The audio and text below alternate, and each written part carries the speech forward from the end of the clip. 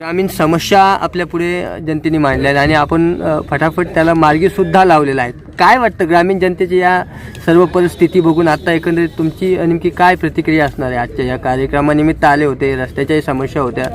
नाही, खरं म्हणजे हा देश स्वतंत्र होऊन 75 वर्ष झाली. एका बाजूला आपण 75 वर्ष साजरं करतोय, पण दुसऱ्या बाजूला अजूनही ग्रामीण अर्थव्यवस्था आणि ग्रामीण भाग अजूनही जी मागासलेपणाची जी लक्षणं आहेत, त्या गोष्टी आहेत. लोकांमध्ये असलेला न व्यक्त होणारा असंतोष आपल्याला नेहमीच पाहायला मिळतो.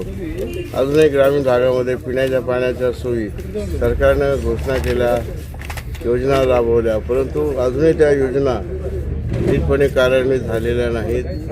प्रत्यक्ष योजना गेली, पैसे खर्च झाले आणि प्रत्यक्षात प्यायचं पाणी मिळत नाही. अशी पिण्याच्या पाण्याची अवस्था. रोडवर पैसा टाकला, ठेकेदार नीट काम करत नाही, अधिकारी नीट ते कामावर लक्ष ठेवत नाही, त्यामुळे ते रस्ते लगेच वर्षा 6 महिन्यात खराब होऊन जातात. या दृष्टीने देखील आता नीट कायदे आणि नीट व्यवस्था करण्याची गरज आहे आणि म्हणून या व्यवस्था या देशामध्ये नीट करण्याची या अर्थाने मी भाषा बोलतो आहे.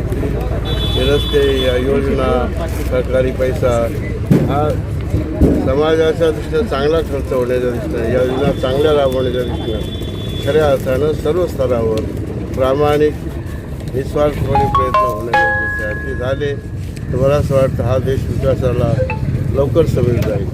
नाहीतर ही व्यवस्था अशीच सतत चर्चेत कोलमडत राहते आणि काहींच्या हाताला मलिदा आणि काहींच्या हाताला मात्र हताशवाना अशा प्रकारची.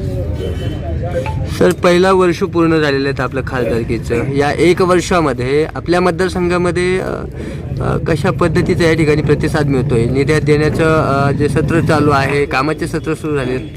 माझ्या या मतदारसंघामध्ये मला मिळणारा खासदार निधी असेल किंवा इतर योजना असतील त्या मी राबवायचा प्रामाणिक प्रयत्न करतो आणि प्रत्येक गावाला काही ना काही देण्याचा माझा जो मानस आहे तो मी मात्र पुरा करण्याचा प्रयत्न करतो. आत्तापर्यंत मी जवळजवळ मतदारसंघामध्ये वेगवेगळ्या योजनांच्या माध्यमातून 350 ते 400 कामं केलेली आहेत, झालेली एका वर्षामध्ये. मला हे सांगायला आनंद वाटतो. छोटी असतील, मोठी असतील, आणि ती रस्त्याची असतील, हायमॅक्स असेल, DP असेल, रस्ते असतील, आणि सरकारच्या ज्या काही योजना आहेत, केंद्र सरकारच्या महामार्ग, त्या महामार्गाच्या योजना, रस्ते असतील, त्या रस्त्याच्या योजना आणायच्या असतील, किंवा इरिगेशनच्या काही योजना असतील आणि रेल्वेच्या योजना असतील, या सर्व योजना माझ्या मतदारसंघामध्ये, शेतीच्या योजना माझ्या मतदारसंघामध्ये कशा जास्तीत जास्त येता येईल याचा प्रयत्न मी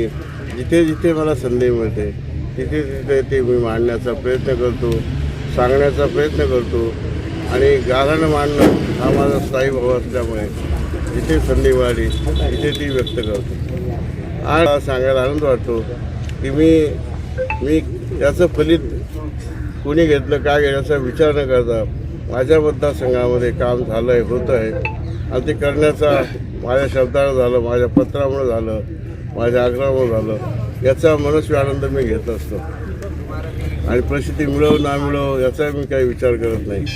सतत काम करत राहणं हा माझा पिंड स्वभाव असल्यामुळं जनतेची सेवा सतत करत राहावी ही मनामध्ये भावना ठेवतो आणि त्या भावनेतून मला चांगला प्रतिसाद परमेश्वर देतो आणि माझ्या हातून चांगलं काम होण्याचा मी प्रयत्न करतो.